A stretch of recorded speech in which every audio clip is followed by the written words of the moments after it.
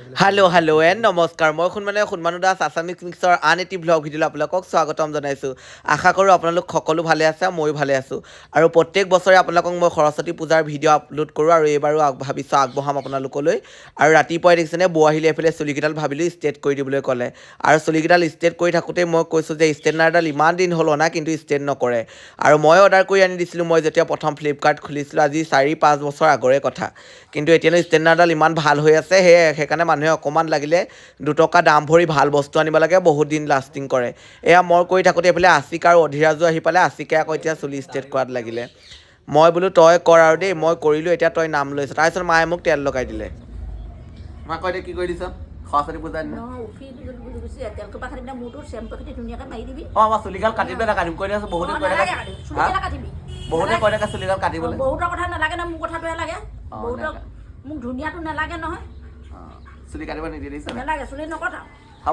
আৰু সৰস্বতী পূজালৈ বুলি ওলাই লৈ দেখিছেনে মই আকৌ ব্লেক কালাৰ ড্ৰেছযোৰ পিন্ধিছোঁ। আৰু ড্ৰেছযোৰ মানুহে ভাবে কি কেলেই পিন্ধে, আৰু আমি ডান্সৰ কাৰণে ইমান দাম ভৰি ড্ৰেছবোৰ চিলাওঁ ন। আৰু 2-3খন মঞ্চ কৰাৰ পাছত আকৌ বেলেগ ডান্স চলোৱাৰ লগে লগে আমাৰ ড্ৰেছযোৰ চেঞ্জ হৈ যায়। সেইকাৰণে এইবোৰ ড্ৰেছ এনেই ঘৰত থৈ দিটো লাভ নাই ন, ইমান টকা পইচা ভৰি আনো। আৰু ভাবিলোঁ সেইযোৰ পিন্ধি ল'লোঁ, নিখিলে মোক চুলি ষ্ট্ৰেট কৰাত লাগিলে।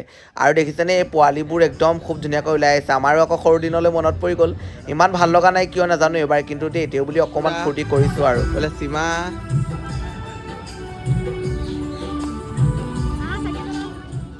কলেজত গৈ দেখিছেনে দেৱী মাক পূজা অৰ্চনা কৰিলোঁ, লগতে ধূপ ধূনা জ্বলোৱাৰ পাছতে একদম এই টোপোলা চোপোলা দি সেৱা কৰি লৈছোঁ।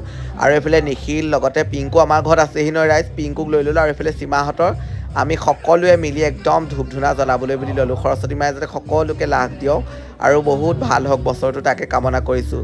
তাৰপাছত আকৌ দেখিছেনে প্ৰসাদ খাবলৈ বুলি ল'লোঁ। এইফালে অংকুৰ দাহঁতে ঋতু দাহঁতে ক'লে খিচিৰি খাই যাবলৈ কৈছে। আৰু এতিয়া একদম খিচিৰি খাবলৈ বুলি গ'লোঁ দেই। বোলে আমাৰ শচীনে দি আছে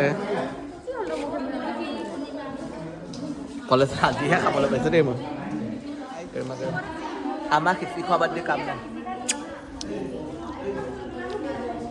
আৰু যিহেতু আইফোন লৈছোঁ ন, 3 দিনমান হৈছে, সকলোৱে ফটো মাৰো কৈছে, চবকে ফটো মাৰি আছোঁ। সৰস্বতী পূজা খাবলৈ সকলো আহিব।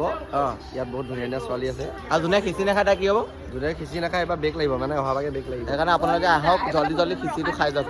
যদি নাহে দোকানত বেগ এখনতো নহয়। আৰু ফোনটো লৈছোঁ ন, কোনোবাই ফটো মাৰোঁ বুলি ক'লে ভালো লাগে। আৰু কিছুমানে হয়তো ফটো মাৰিবলৈ দিবলৈ বেয়া পায়, মোৰ কিন্তু সেইবোৰ নাই দেই। মই সকলোকে দিছোঁ আৰু আপোনালোকক দেখাই গৈছোঁ। আৰু ইয়াৰ নেক্সট পাৰ্টটো লৈ আহিম দেই, দৌলত কি কৰোঁ কি নকৰোঁ সেইটো ডাইৰেক্ট লাইভ দেখাম। মানে কোনো ধৰণৰ ভইচ নিদিওঁ, মানে ৰিয়েলিটিটোৱে দেখাম কি হৈছে কি নাই হোৱা। আৰু নেক্সট পাৰ্ট লৈ আহিম। আপোনালোকে লাইক, কমেণ্ট, শ্বেয়াৰ, ছাবস্ক্ৰাইব কৰিবলৈ নাপাহৰিব। আজিলৈ আহিছোঁ, বাই।